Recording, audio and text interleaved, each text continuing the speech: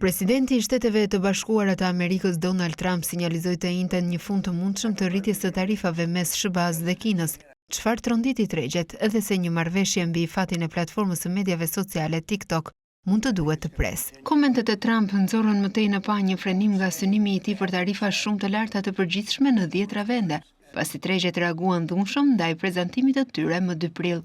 Presidenti republikan vendosi tarifa 10% për shumicën e mallrave që hynë në vend, por vonoi zbatimin e tarifave më të larta në pritje të negociatave.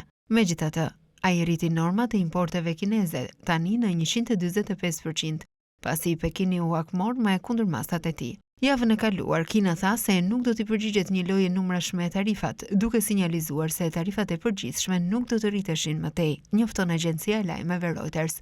Trump tha se ka qenë në kontakt me Kinën që nga vendosja e tarifave dhe shprehu optimizëm se ata mund të arrinin një marrëveshje. Duke folur me gazetarët, Trump vazhdimisht refuzoi të specifikonte natyrën e bisedimeve midis vendeve, ose nëse ato përfshinin drejt për drejt presidentin kinez Xi Jinping.